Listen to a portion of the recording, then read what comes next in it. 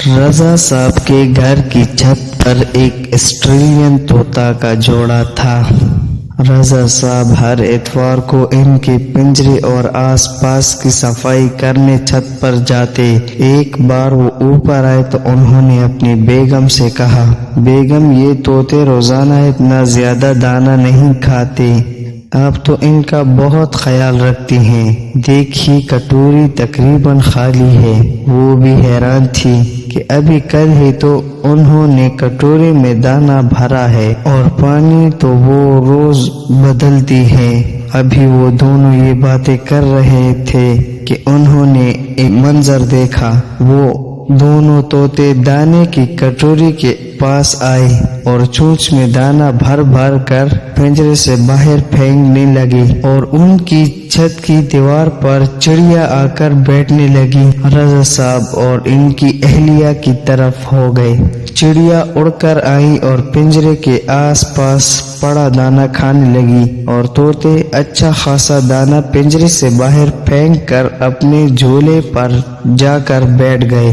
दोनों मियाँ बीवी ये मंजर देखकर सोच में पड़ गए। रजा साहब ने कहा, दोनों तोते कैद होकर भी इन आजाद चिड़ियों को किस तरह दाना फराहम कर रहे हैं और मैंने मजीद ये जुल्म किया कि इनका पिंजरा छत पर रख दिया। इस तरह ये बेज़बान मखलूक इन आजाद परिंदों को देखकर दुखी होते होंगे। ये कहकर वो आगे बढ़े और पिंजरे का दरवाजा खोल दिया और एक तरफ हो गए। दोनों तोते एक लम्हे बाद पिंजरे से निकलकर चिड़ियों के साथ बैठ गए और रजा साहब की तरफ देखने लगे।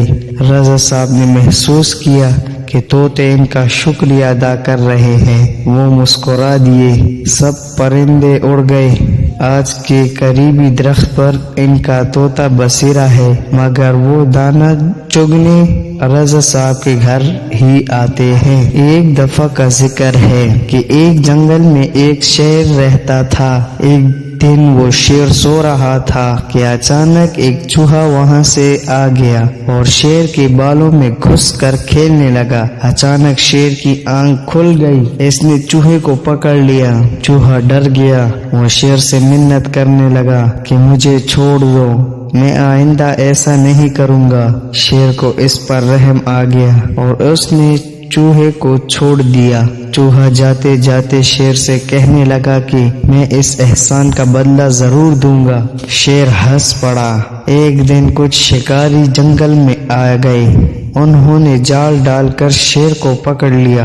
वहां अचानक वही चूहा भी आ गया। उसने अपने दांतों से जाल को काट दिया। इस तरह शेर आजाद हो गया। शेर ने चूहे का शुक्रिया अदा किया। चूहे ने कहा कि कोई बात नहीं, एक दिन आपने मेरी मदद की थी और आज मैंने आपकी मदद कर दी, इसमें शुक्रिया किस बात का।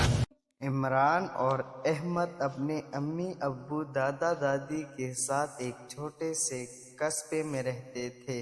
इमरान की तबीयत में जितनी संजीदगी थी, इसका छोटा भाई इतना ही नटखट और चिल्बाज था। आज इन्हें घर वालों ने नदी पर जाने की इजाजत दे दी थी।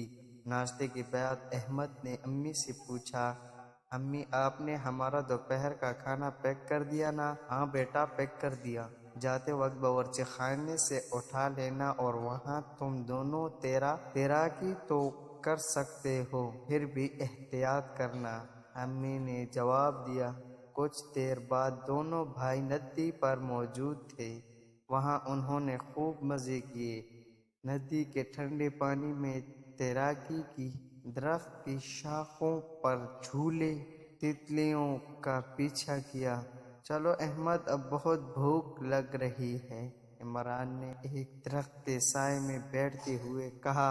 बैग से अपना लंच बॉक्स निकाला, लेकिन अहमद अभी अपना बैग टटोल ही रहा था। क्या हुआ, क्या ढूंढ रहे हो? अली ने पूछा। शायद मैं अपना लंच बॉक्स बैग में रखना भूल गया, अहमद परेशान होकर बोला। चलो कोई बात नहीं, मेरा लंच बॉक्स तो है ना, हम इसमें से आधा आधा खा लेते हैं, अली बोला। भैया मुझे और भूख लग रही है, अहमद खाने के बाद बोला। हाँ मेरा भी यही हाल है, عمران نے اداسی سے کہا، لیکن یہ بھوک تمہیں یاد دلائے گی کہ جلد بازی کا انجام برا ہوتا ہے۔ آئندہ تم اپنی چیزوں کا خیال رکھا کرو۔ جی بھیا، آپ ٹھیک کہہ رہے ہیں، اب میں جلدی نہیں کیا کروں گا، اپنی چیزوں کا خیال رکھوں گا۔ دونوں بھائی اپنے گھر کی جانب چل دیے۔ آج کی پیکنگ نے انہیں اچھا سبق سکھایا ہے۔